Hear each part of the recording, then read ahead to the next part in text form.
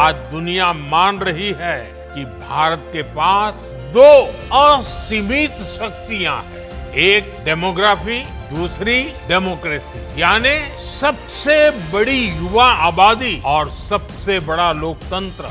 युवाओं का यह सामर्थ्य हमारी भारत के उज्जवल भविष्य की सबसे बड़ी पूंजी भी है और सबसे बड़ी गारंटी भी है। इसी युवा पीढ़ी को भविष्य की औद्योगिक और सेवा की जरूरतों के हिसाब से निखारने के लिए प्रधानमंत्री नरेंद्र मोदी ने जुलाई 2015 में कौशल भारत मिशन की शुरुआत की थी। सफलता के 10 वर्ष पूरे कर रहे इस मिशन के जरिए अब तक 1,63,00,000 युवाओं को प्रशिक्षित किया जा चुका है। इंडिया स्किल रिपोर्ट 2023 के अनुसार देश में रोजगार योग्य प्रशिक्षित छात्रों का प्रतिशत 2014 के 33.9 से बढ़कर 2024 में 51.3% पहुंचा।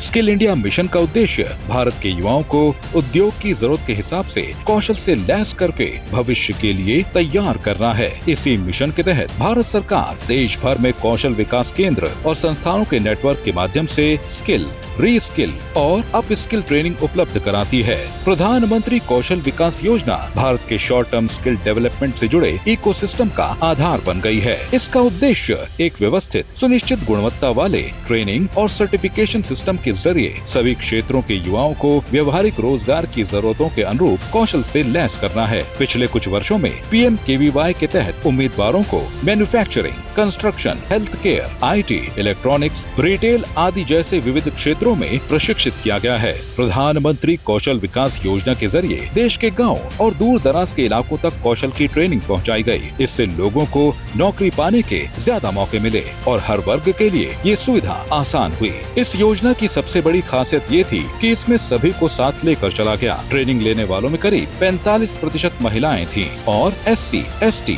और OBC वर्ग के युवाओं की भी अच्छी भागीदारी रही। समय के साथ इस योजना को और बेहतर बनाया गया। अब इसमें artificial intelligence, drone technique, robotics, mechatronics और इंटरनेट ऑफ थिंग्स जैसे नए और आधुनिक कोर्स भी जोड़े गए हैं ताकि युवा बदलती दुनिया की जरूरतों के अनुसार तैयार हो सके।